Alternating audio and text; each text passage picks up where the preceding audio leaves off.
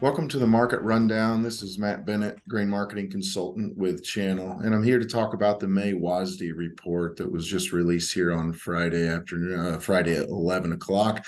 Basically, my three takeaways are looking at the corn.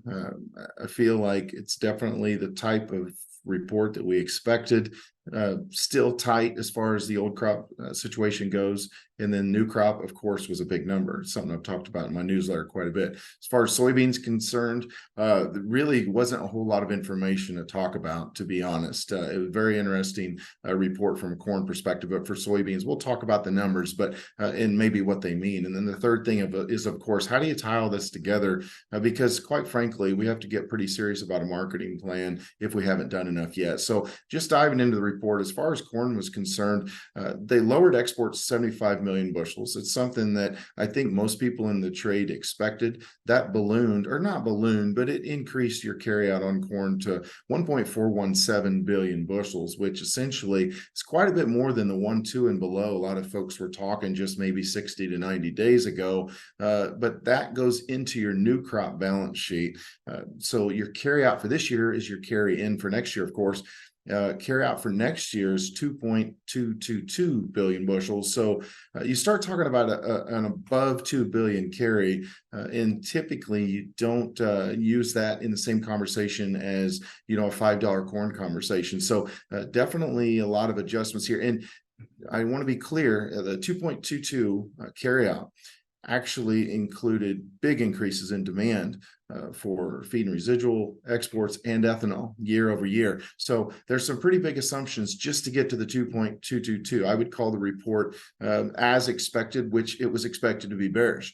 You look at the soybean report, and essentially what they did was just small revisions. So your carry out of 215 for old crop, just 5 million bushels more than last month's 210. Carry out for new crop at 335, certainly above. I mean, you're 50% above last year, but at the same time, it's 335 is still fairly tight on the stocks to use ratio.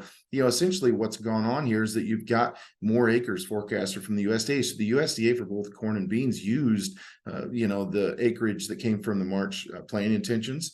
92 and 87.5 were those acreage numbers. And then, of course, the yields that came out of the February baseline numbers. And those were things we expected. But all in all, this bean report wasn't anything to get too excited about. It wasn't necessarily bullish or bearish. It was just pretty much as expected. So, how do you wrap this thing all up? I mean, the bottom line that we have to understand, we've talked about this all winter. We've talked about it in the newsletter. We are in a situation where the carryout levels for corn and beans, but more so corn, are definitely changing. The tides are turning here to where you're not such a tight situation as what we've had previously. A person needs to be defensive in their plan, but they also need to understand, how does their crop insurance play in? 85% of the 591 spring price is 502, and so we're getting precariously close to that number. You will be protected if that is your crop insurance plan. You have to know what your plan is, first of all. Second of all, how's your marketing plan tie into that? Because looking forward, I would expect that you could have some chance for a little bit of a rally based upon the fact we have no weather premium in this market right now.